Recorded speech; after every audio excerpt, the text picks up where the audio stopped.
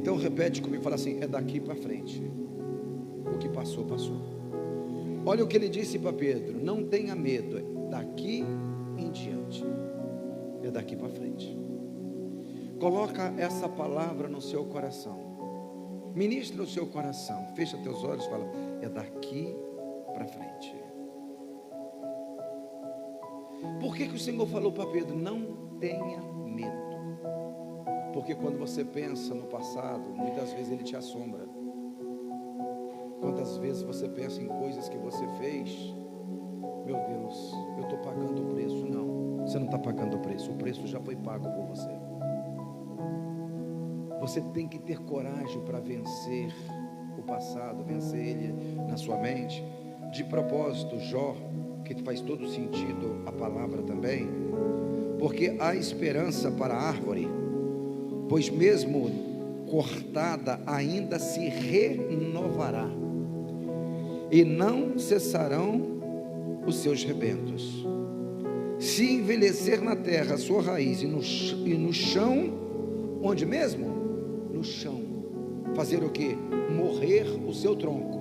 Guarda isso no seu coração, essa palavra: no chão, morrer. Porque na pregação vai fazer todo sentido. No chão, morrer o seu tronco, ao cheiro das águas, água que é a palavra, brotará e dará ramos como se fosse uma planta nova. O que é isso? Isso é recomeço, isso é fazer de novo. Capítulo 12, versículo 15 de 2 Samuel. Vou aguardar você abrir. Se você está com a Bíblia de papel, deixa a Bíblia aberta, porque na mesma página aí vai ter uma referência que nós vamos ver juntos. No smartphone, como é por capítulo, talvez não dê certo. Verso 15: então Natã foi para casa, e o Senhor... Não, eu vou ler o versículo 13. 12, 13. Então disse Davi a Natã: eu pequei contra o Senhor. Então disse Natã a Davi: também o Senhor te perdoou o teu pecado, e você não vai morrer. Mas posto que com isso desse motivos que blasfemasse os inimigos do Senhor, também o filho que te nasceu morrerá. Então Natã foi para casa, e o Senhor feriu a criança que a mulher de Urias... A mulher de quem mesmo, gente? De Urias deu à luz para quem mesmo, gente? A Davi. E a criança adoeceu gravemente. 16, buscou Davi a Deus pela criança, jejuou Davi, vindo, passou a noite, aonde, gente? Lembra lá da árvore morta na terra, prostrado na terra? Então os anciãos da sua casa se chegaram a ele para levantar ele da terra, porém ele não quis se levantar e não comeu com eles. Verso 18, ao 7º dia, repete isso comigo, ao 7º dia, morreu a criança. Você está com a Bíblia aberta? Preste atenção no versículo 26 e 27 do capítulo 11.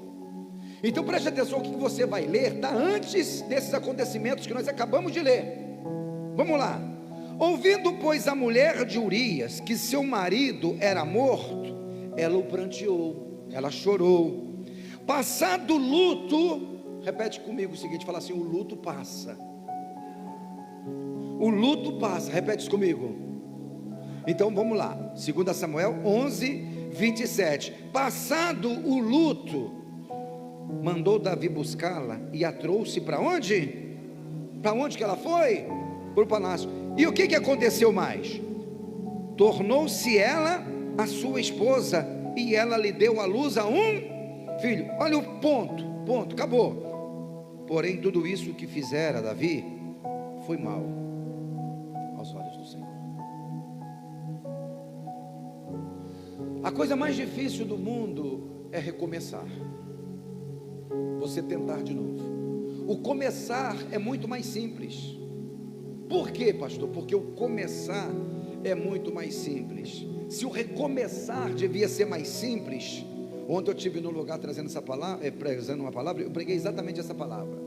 Então ali existiam muitas pessoas viúvas, muitas pessoas divorciadas, muitas pessoas solteiras, pessoas assim de uma certa idade.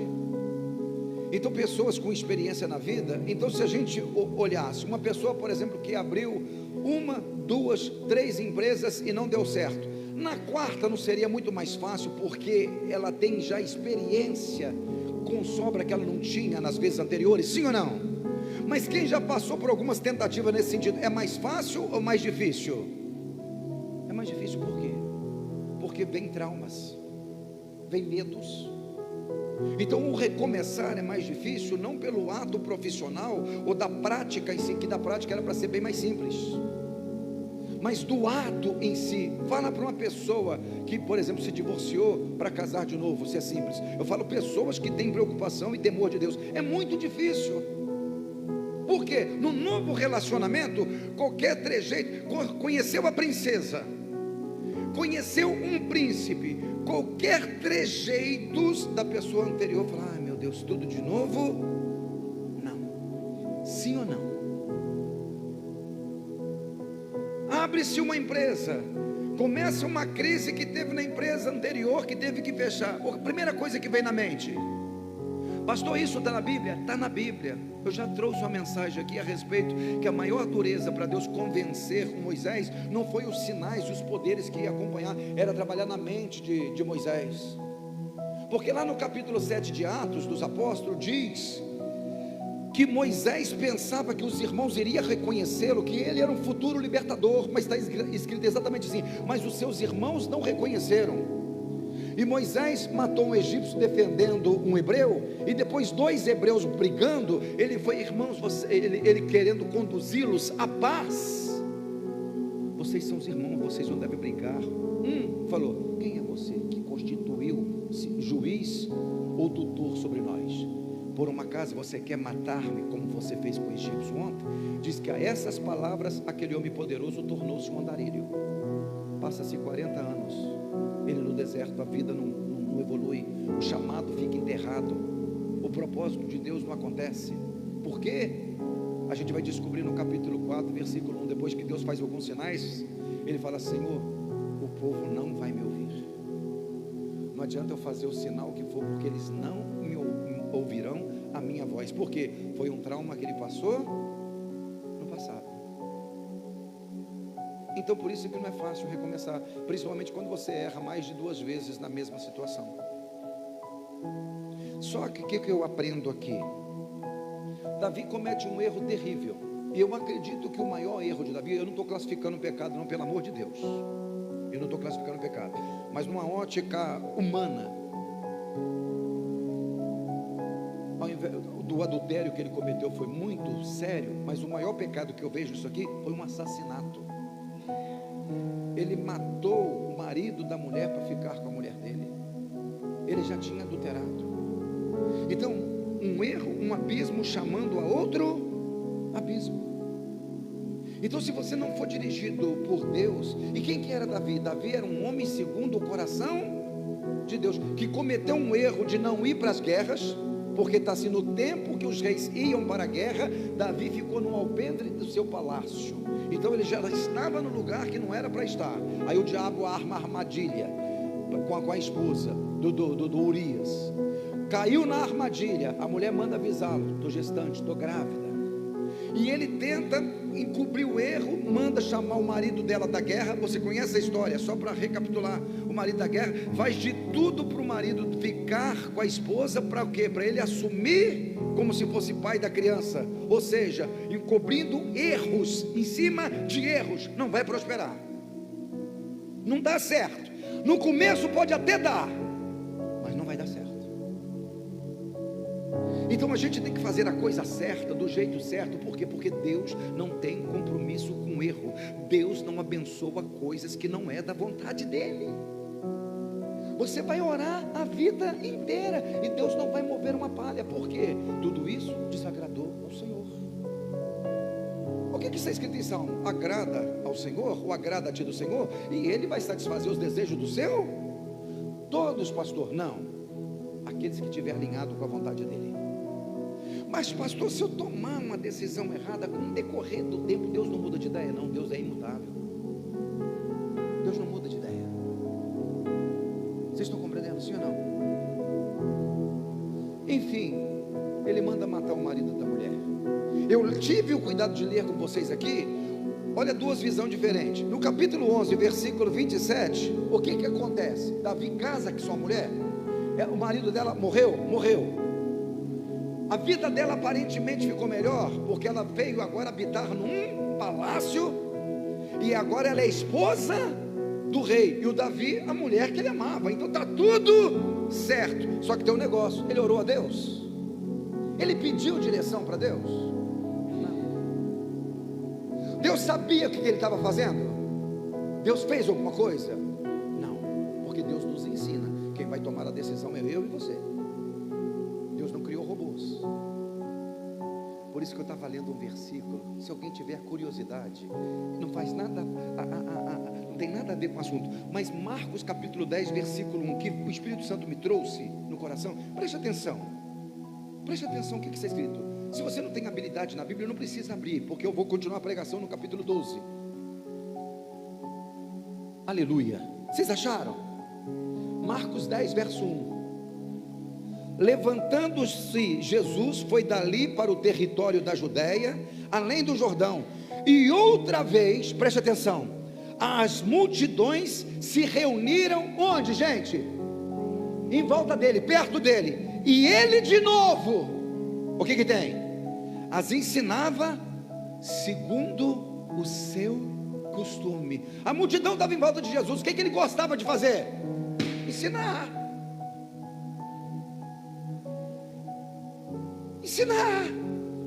Esse é o dom que Deus me deu, te ensinar, para você não ficar refém da espiritualidade de ninguém, para você não ficar refém. A pessoa me revelou, aí o pastor falou para mim que Deus tem um manto comigo, grande coisa. Esses pastores He-Man, vem aqui que eu tenho a força. Então Jesus, ele gostava de ensinar. E um dia que você aprendeu, você não erra mais. Ou se você errar, você vai errar consciente. Você sabe o caminho da volta. Ele casa-se com a mulher, está tudo muito bem. Só que por amar, e Deus tinha um plano na vida dele, Deus vai corrigi-lo. E correção não tem a conotação de punição, tem a conotação de extrair de nós o melhor. Hebreus capítulo 10 diz que assim como um pai disciplina o filho a quem tanto ama, assim te disciplina. Modifica essa palavra. No lugar da disciplina, o que a gente pode usar no lugar? Ensinar. Então, como o pai ensina o filho a quem ama, assim te ensina o Senhor teu Deus. Tudo que nós fazemos aqui na Eucana, a gente procura ensinar. Na contribuição a gente procura ensinar. Numa vida com Deus procura ensinar. No conteúdo da palavra procura ensinar. Ela está grávida, ela é esposa de Davi. Só que só tem um detalhe que eu quero ler com vocês aqui. Venha Deus através da boca do profeta: Davi, deixa eu te contar uma história. Você sabe da história? Chegou um viajante na casa de um homem muito rico, muito rico. E esse homem muito rico tinha muitas ovelhinhas. E ao invés dele pegar uma das suas muitas ovelhinhas que ele tinha um servo que tinha uma ovelhinha só.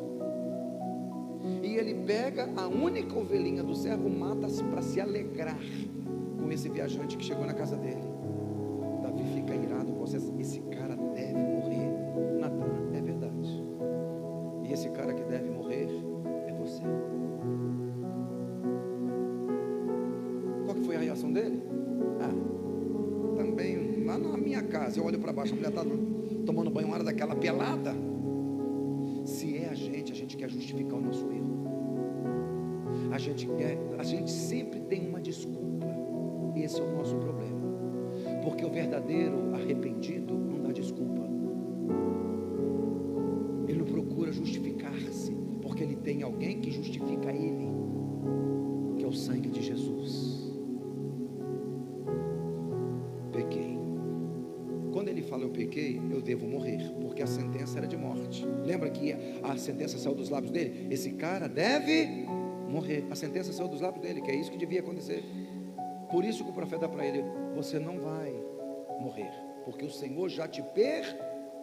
repete comigo o seguinte, fala assim: perdão é uma coisa, consequência do pecado é outra. Exemplo, a pessoa casa com alguém fora da direção de Deus, ela se arrepende. Senhor, me perdoe que o ministério está travado porque eu casei com a pessoa errada. A pessoa está perdoada? Tá. Mas e a consequência de uma vida de casal totalmente destruída? Não tem como apagar. Não tem como. Você vai colher o que você plantou. Você não escolheu? Escolhi. Meu pastor, meu marido, pastor, a minha esposa, pastor, não acompanha no meu ministério. É verdade, você devia ter visto isso antes. Mas você viu tudo, menos o principal: propósito, chamado. O que a pessoa não gosta de fazer? Vocês compreendem?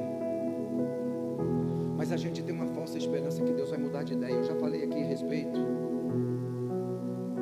do povo no deserto. Números capítulo 13. Não precisa abrir. Deuteronômio capítulo 1. Vou só recapitular.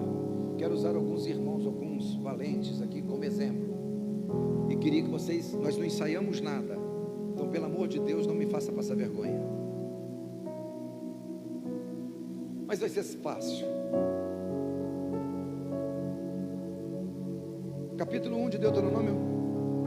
Moisés diz: chegamos na terra a qual nos dá o Senhor nosso Deus. Ou seja, daqui para frente é tudo nosso. Alguém teve a ideia? Vamos mandar espias para ver que estratégia de guerra, que caminho que nós devemos ir. Vocês lembram quantos espias foram? 12, cada um representando uma tribo, formadores de opiniões, que a Bíblia diz: escolhe príncipes ou principais de cada tribo, manda. Eles ficam, vocês lembram quantos dias lá caminhando na terra? Não é 4 não, 40. Eles voltam com o fruto da terra, está aqui. E 10, eles começam a infamar a terra. 10 sustiram a ideia de voltar para o Egito. 10 desanimaram o povo. Só 2, Josué e Caleb, que manteram firme no propósito. Vocês lembram disso, sim ou não? Qual foi a sentença? Isso foi 1 ano e meio mais ou menos que eles tinham saído do Egito, tá? Não tinha 2 anos ainda. Vamos arredondar para 2 anos. O que Deus lançou a palavra?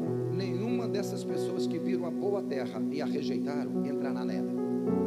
Mas os vossos filhos que vocês falaram que ia ser escravo na mão dos inimigos, eles possuirão a terra que com juramento eu prometi a Abraão, a Isaac e Israel. Volta para perto do Mar Vermelho e Deus dá todas as coordenadas. 38 anos capengando. Aí agora eu quero usar pastor Beto, pastor Agnese, pastor Tiago, Luciano, quero usar a Raquel, quero usar a Natália, quero usar a Paula. Nós somos daquela multidão que não acreditou. Deus falou que a gente não vai entrar. A gente não ia arrumar um grupo aqui e falar: gente, a gente não vai entrar mesmo. Vamos voltar para o Egito, já que a gente queria mesmo? Ou você preferiria, desses nomes que eu disse aí, sabendo que não vai entrar, tendo certeza que não vai entrar, ficar 38 anos sem banho, no deserto, naquela dificuldade toda? Eu ia liderar a rapaziada que eu falei o nome aí, vamos voltar para o Egito. Morrer no deserto, nem a pau. E como que possivelmente esses que voltassem seria tratado por Faraó? Muito bem, talvez líderes. Nós rejeitamos lá, nós preferimos aqui o Egito. Mas por que eles não voltaram? Perfeito, é exatamente isso. Eles tinham esperança que Deus, no decorrer do tempo, ia mudar de ideia. Deus mudou? Não. Porque Deus não tem compromisso com o pecado. Um erro hoje vai ser um erro daqui a 10 anos. O perdão você vai ter. Eu vou ler de novo com vocês. Versículo 13. Então, 12, 13. Então disse Davi a Natã: pequei contra o Senhor. Disse Natã a Davi: também o Senhor te perdoou, você não vai morrer. Você está perdoado. Mas posto, versículo 14, que com isso você deste motivo que blasfemasse do inimigo, também o filho que nasceu, ele vai morrer. Aí o que Davi faz? Você leu comigo aqui, 16, vamos lá, acompanhe comigo, eu quero a sua atenção. Buscou Davi a Deus pela... Ele tinha esperança que Deus ia mudar? Tinha. Aí diz a Bíblia que ele foi para casa. Ele não foi para a casa do Senhor. Versículo 17: então os anciãos da sua casa se achegaram a ele para o levantar da terra, porém ele não quis. Ele não quis.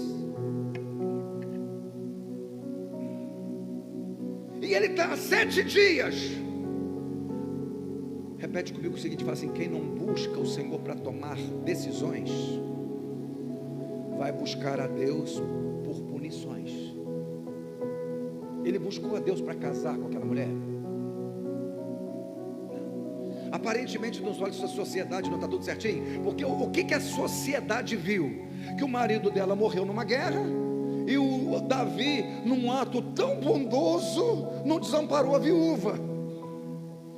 O que ele vendeu? Que imagem que ele vendeu para a sociedade? Um homem de compaixão, um homem misericordioso, um homem talvez que assumiu um filho que nem era dele. Porque se eles fazem, não sei se hoje tinha, naquela época tinha condições de fazer a conta que nós fazemos hoje, possivelmente não, mas talvez as boas línguas, esse Davi é um cara muito bom, assumiu uma mulher até grávida com um filho que não é dele, só que a verdade era oculta.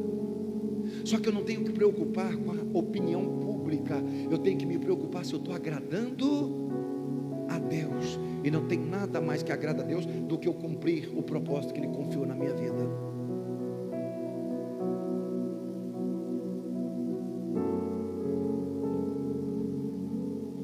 Interessante que para Deus cuidar de mim, eu estou falando do Everaldo, você aplica na sua vida, Ele vai mexer na ferida. Ele vai mexer na ferida, Ele vai mexer ali para curar, Ele vai abrir a ferida. Vocês lembram da mulher samaritana? O assunto lá, qual que era mesmo? O assunto principal? Água. Mulher, dá um pouco de água. O senhor está doido? Eu estou minerando a coisa, tá, gente? O senhor está doido? Como assim, doido? Uai, sou mulher samaritana, você é judeu e pede para mim? Ah, mulher, se você soubesse quem fala contigo, é você que pediria, Ele te daria água viva. Senhor, o Senhor não tem como tirar. O Senhor é maior do que o nosso pai Jacó, que nos deu esse poço. Ele bebeu, seu filho, seus filhos, sua propriedade, seus gados, e também deixou para nós. Mas Jesus vai falando que Ele é a água da vida, que fala: se você beber dessa água, você vai voltar a ter sede, mas se você beber da água que eu te der, nunca mais terá sede. Senhor, dai dessa água, eu não quero voltar mais aqui. Aí o que Jesus faz? Ele traz aquilo que está atormentando a mente dela, o passado dela, na memória dela. O que Jesus manda ela chamar? Quem colocou esse negócio de marido na conversa? Deus. Por que ela estava ali naquele horário sozinha, não tinha ninguém? Por que ela era infeliz? Tinha casado 5 vezes. Você teve 5 maridos e o que você está com ele agora não é seu. Por que está numa troca desenfreada de casamento? O problema dela era casamento? Não. Jesus toca naquilo que está atormentando o passado, porque Ele quer trazer cura. Então talvez, eu falei isso ontem, vou repetir aqui, talvez só o culto aqui não vai ser suficiente. Talvez aconteceu tantas coisas com você no seu passado que só você sabe, ninguém sabe, que você precisa de uma terapia. Tem gente aqui que foi abusada, ninguém nem sonha que você foi. Meninos, homens hoje que foram abusados quando criança, e você traz traumas na sua alma. Só Deus sabe o que tipo de abuso que você já teve em casamentos frustrados. Quantas vezes nós ouvimos de pessoas, de mulheres com feridas profundas na alma, que o marido as obrigavam a prostituir. E como uma pessoa dessa recomeça? Então repete comigo o seguinte, fala assim: tem coisas na vida da gente que para mim seguir em frente tem que morrer. E eu não estou falando de filho, não. Se não morrer, a gente não segue em frente. verdade, quem que matou? Foi Deus. Foi Deus. Então tem coisas que Deus tem que matar nas nossas vidas, para as nossas vidas, irmã Heloísa, seguir em frente. E tem coisas na vida da gente que só Deus pode fazer, senão você vai tentar e vai cair de novo, vai tentar, vai dar ruim de novo. Toma decisões amparada em cima de um chamado que Deus colocou dentro de você. Não toma decisão baseada por vontades, por desejos, por interesses, não, porque Deus não tem compromisso com isso.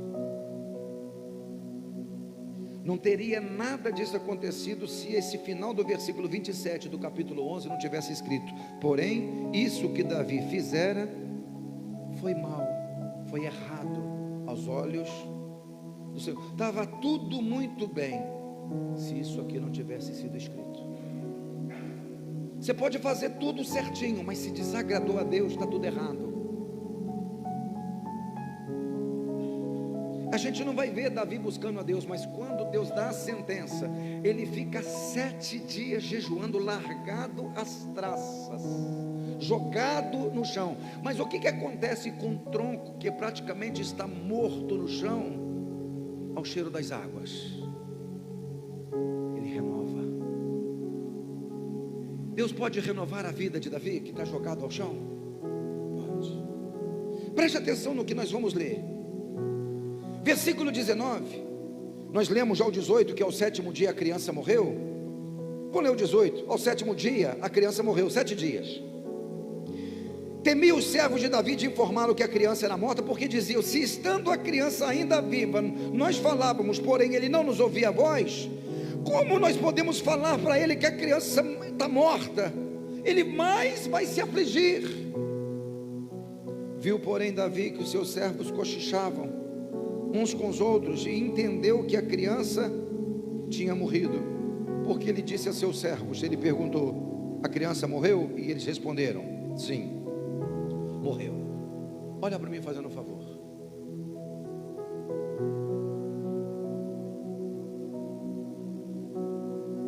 Aqui aparentemente está tudo dentro, entre aspas, da normalidade. A doença era grave, Deus falou que ia acontecer, Deus matou a criança. Já vou repetir, tem coisas que Deus tem que tirar das nossas vidas, se a gente quiser cumprir cabalmente o propósito que Deus tem nas nossas vidas. Pastor, e se eu não fizer? Aparentemente, preste atenção, tem pastor: você vai sair daqui, sua vida vai dar errado, você vai fazer isso. Não vai. No começo vai dar certo, a questão é lá na frente. Por isso que Jesus disse para Pedro: não tenha medo, daqui para frente. Repete comigo o seguinte, fala assim: eu não posso temer o daqui para frente. Então quem faz as coisas debaixo da direção de Deus, daqui para frente ela sabe que vai ter aprovação de Deus. Ela vai fazer as coisas agora do jeito de Deus. No papel de quem que essa mulher é esposa?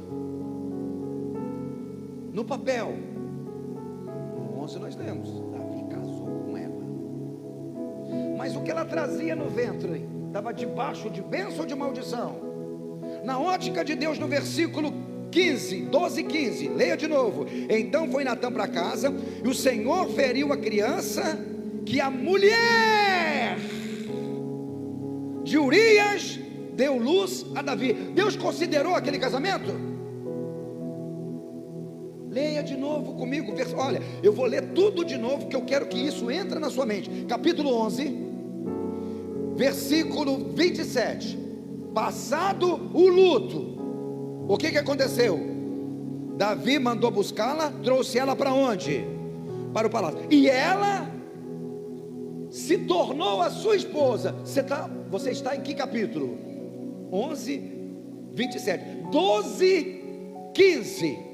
Então Natã foi para casa, e o Senhor feriu a criança que a mulher de quem? Deus está considerando esse casamento? Então não adianta eu considerar, você considerar. A questão é o Senhor. Eu e você temos a liberdade para escolher o que quisermos. Tem a aprovação de Deus? Então não adianta orar depois para Deus abençoar algo que Ele não considera.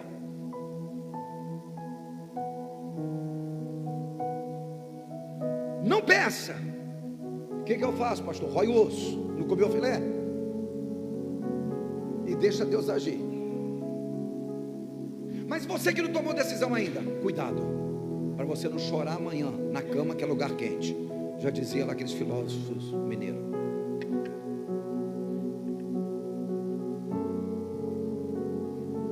A gente acha que Deus vai mudar de ideia. Ele está se afligindo, Ele está se acabando, mas tem coisas na vida da gente que Deus tem que matar. Senão nunca nós vamos chegar aonde Deus projetou que nós chegássemos. Olha para a pessoa que está do teu lado e fala assim: Deus tem um plano de paz para a sua vida. Deus tem um plano de paz para a sua vida. Hoje é dia da gente recomeçar. E quando você tem uma notícia que você orou, você jejuou, você planteou, e Deus não ouviu a sua oração, o que a gente faz quando Deus não atende a nossa oração? Eu vou reagir exatamente daquilo que eu tenho dentro em mim.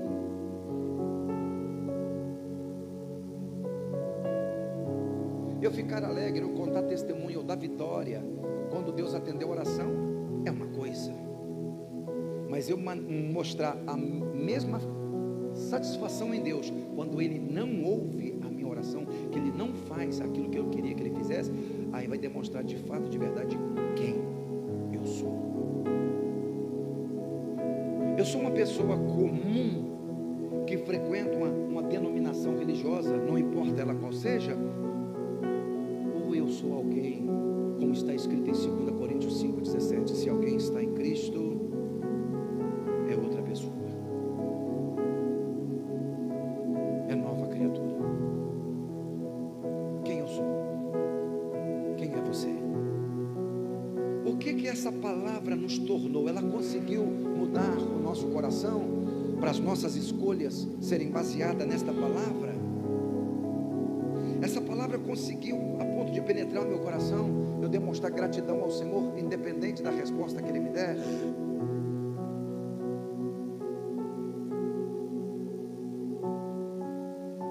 Vamos ver o que Ele fez. 20. Então Davi se levantou da terra. Repete comigo, fala o seguinte: está na hora de eu me levantar, está na hora de eu recomeçar. O que te jogou para o chão, para a terra, e que você não consegue romper até hoje? O que aconteceu contigo lá no passado? Que erro que você cometeu? Lembre que seu erro não te define. O que te define é a presença de Deus na sua vida, que você, igual Ele disse para Davi, você está perdoado. Você está perdoado. Deus não está lidando com pessoas aqui perfeitas, não. Deus está lidando aqui com pessoas cheias de traumas. Deus sabe o que você fez no verão passado, ou nos verões passados. Ou você acha que você conseguiu esconder dele? Onde está o problema? Se isso está te atormentando até hoje, aí tem um grande problema. Está na hora de você lidar isso, confessar isso para o Senhor. Não precisa confessar para mim, não. Mas está na hora de você entrar no teu quarto, abrir o seu coração com o Pai e falar para Ele: Pai, isso está me atormentando. Eu preciso ser curada, eu preciso ser curado. Eu tenho medo.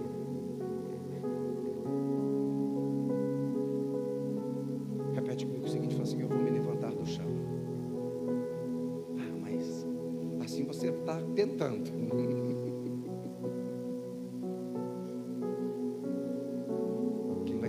Morde nos lábios, nos beiços. Eu vou me levantar do chão. Você tem afinidade com essa pessoa que está sentada do seu lado? Fala para ela igual um crente pentecostal cheio do Espírito Santo: eu vou me levantar do chão. Eu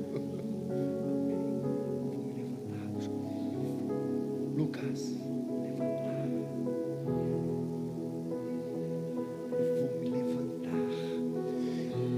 situação não vai me deixar prostrado, esse sentimento de culpa, esse medo não vai me deixar prostrado, mas eu decidi me levantar em cima desta palavra. A minha vida vai seguir em frente em cima desta palavra.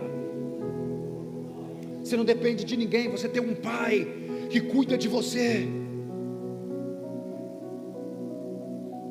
Segundo, lavou-se, ele se purificou. O que Jesus disse em João capítulo 13, quando Pedro falou: Senhor, então não lava só os pés não, me lava inteiro. O que Jesus virou para ele? Vocês já estão limpos, lavados, purificados pela palavra. Sabe o que Deus vai usar para transformar, para purificar a sua vida? A palavra dele. Então se envolva com essa palavra. Aleluia.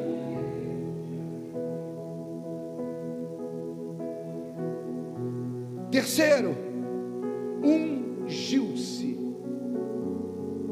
O que significa ungir? Separado para. Uma pessoa ungida é uma pessoa separada para. Por exemplo, Davi foi ungido rei de Israel, ele foi separado para reinar. Ungiu-se, ele falou: o quê? Eu sei do chamado que Deus tem na minha vida, eu não vou ficar prostrado não. Eu vou retomar o meu chamado. Se eu fosse você, enquanto eu falava, enquanto o Espírito Santo vai falando por intermédio da minha boca, eu ia confessando: eu vou me ungir, eu vou tomar o meu ministério de novo, eu vou escrever um livro que eu comecei e não terminei, eu vou terminar o curso que eu comecei e não parei, eu vou fazer minha teologia, eu vou fazer curso de ministério, eu vou ser um pastor, eu vou ser uma pastora, eu vou permitir Deus fazer por intermédio da minha vida aquilo que Ele projetou em fazer. Eu vou permitir Deus realizar a sua obra na minha vida.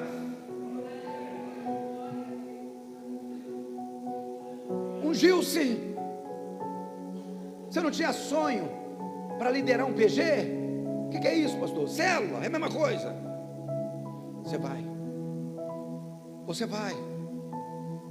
Deus não te trouxe aqui por um acaso, nem para passear, é para fazer grandes coisas.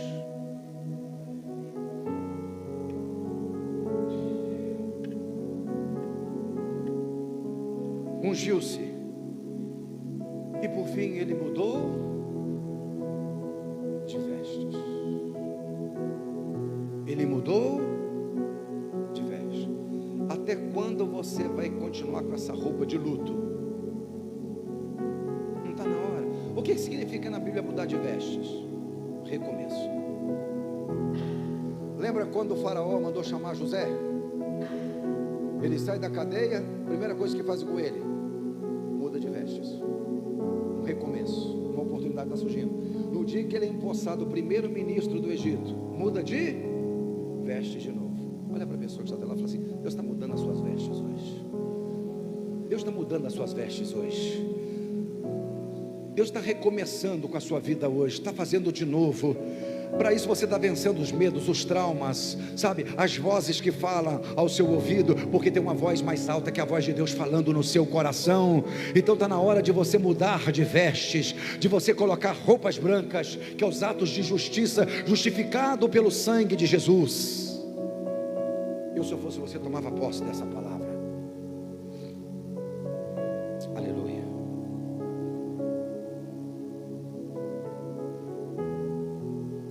Aí por fim, eu vou ler o versículo todo para vocês acompanharem comigo. O 20. Então Davi se levantou da terra. Repete comigo: levantou da terra, lavou-se, ungiu-se, mudou de vestes e foi sepultar o menino. Aonde ele foi? Foi para a casa do... fazer o que lá? E adorou. O que esse cara fez depois que ele ouviu o não de Deus? Ele era diferente? Era. E é esses diferentes que vai fazer diferença na terra. Os verdadeiros adoradores, que Jesus disse que adora o Pai em espírito e em verdade, não importa o que aconteceu. Eu sou adorador. Eu não adoro por circunstâncias, eu adoro por aquilo que Ele é, por aquilo que Ele faz, por aquilo que Ele não faz. Eu sou adorador. Eu sou adorador.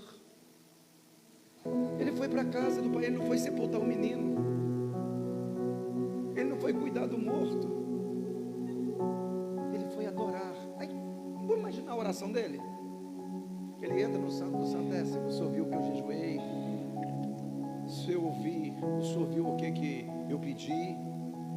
O senhor sabe que eu fiquei 7 dias jogado no chão, jejuando e orando, buscando a favor do menino. Aí Deus fala no coração dele: tá, e aí, o que você veio fazer aqui? Eu vim te adorar. O Senhor não fez o que eu quis, mas eu te adoro porque teus planos são maiores do que os meus. A tua vontade é bem maior do que a minha, e eu não quero viver na minha vontade, eu quero viver na tua. Então eu vim para adorar-te. Lembra aquele louvor?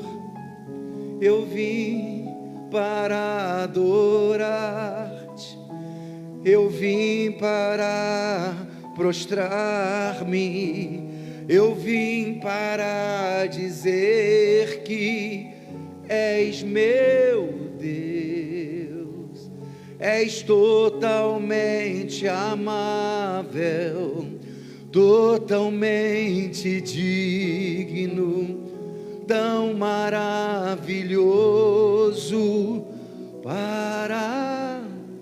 Eu imagino o cara entrando no santuário, acabou de perder um filho, orou, jejuou, Deus não atendeu, e o pai pergunta: o que você veio fazer aqui? Eu vim te adorar.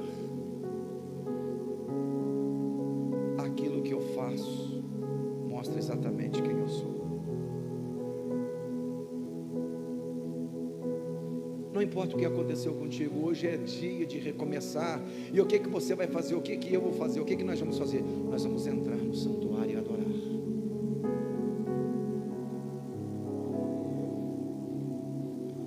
Vai tecer um comentário aqui agora que a morta, o pessoal fica sem entender a atitude dele. Eu vou ler com vocês. Versículo 21, disseram-lhe o servo: que é isso que você fez, rapaz? Você jejuava pela criança, choraste por ela, porém depois que ela morreu, você levanta, come pão? Respondeu ele: vivendo ela ainda criança, jejuei e chorei, porque dizia: quem sabe se o Senhor se compadecerá de mim e continuará? Quem sabe Deus muda de ideia? Fala assim: Deus não vai mudar de ideia.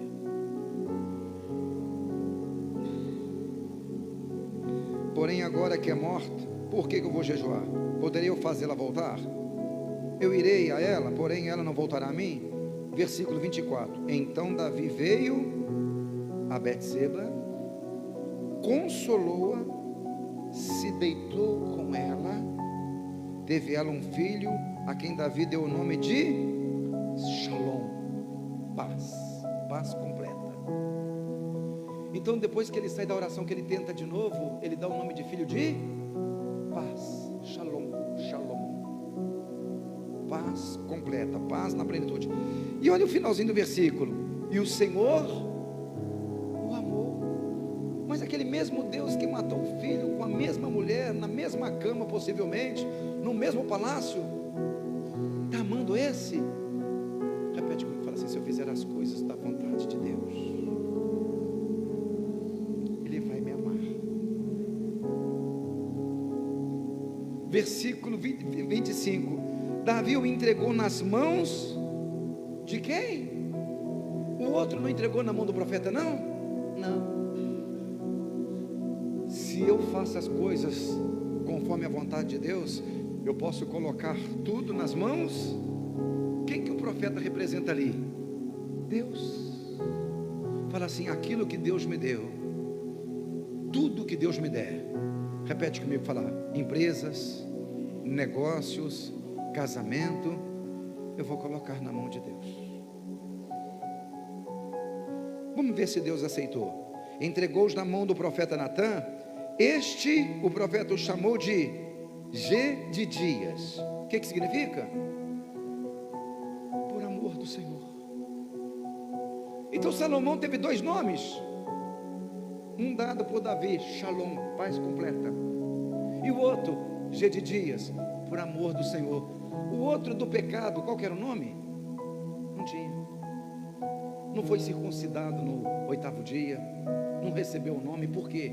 Porque não faz parte do plano de Deus. O que não faz parte do plano de Deus não tem nome, não é entregue nas mãos dele, está nas suas mãos. Você escolheu. Eu aprendo muito aqui, eu vou pedir para vocês abrirem um versículo comigo, mas marca aqui. Então, versículo 24, me ajude aí a Bíblia de vocês se estiver diferente.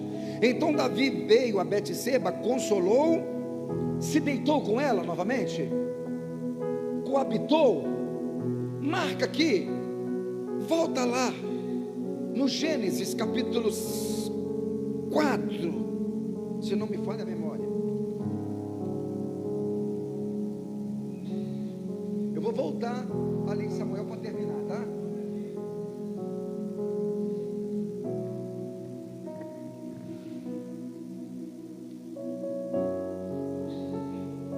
Versículo 25, me ajude aí, 4 do Gênesis, verso 25. Tornou a Adão a deitar-se. Vocês acharam? Vocês acharam? Verso 25, 4, 25. Tornou a Adão a deitar-se ou a coabitar com quem? Sua mulher, mulher dele, Eva. E ela lhe deu à luz a um filho, a quem pôs o nome de quê? Sete. E o que significa esse nome? Porque disse ela: Deus me deu uma nova semente.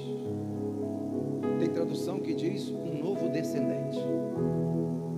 Deus me deu uma nova semente. Repete comigo o seguinte, fala assim: o Senhor vai me dar mais uma oportunidade. Repete comigo, o Senhor está me dando uma nova chance hoje. Então, preste atenção, Davi deitou de novo com Betseba? Deitou? Você acha que foi simples? Deus tinha falado através do profeta, nesse meio aqui, que o próximo filho seria escolhido. Deus falou que seria tudo em diante. Ele falou, mas eu vou tentar de novo. Agora ela é minha esposa, agora ela é minha mulher. Então eu vou fazer de novo, mas eu vou fazer conforme a vontade de Deus. O deitar de novo é muito mais além do que um ato sexual. Porque Deus poderia matar essa segunda criança na mente dele? Poderia. Ele poderia ter dores sobre dores? Sim ou não? Então foi uma atitude de recomeçar. Só que eu vou fazer agora debaixo da aprovação de Deus. Ela é minha mulher agora. Eu não posso mudar o passado, mas eu posso tomar atitudes diferentes hoje, que venha refletir num futuro glorioso. Quem que foi o filho dessa mulher? O rei que substituiu Davi. Escolhido por quem? Por Deus. Significa que Deus fez de novo? Recomeçou? Quantos vão recomeçar? Feche a sua Bíblia.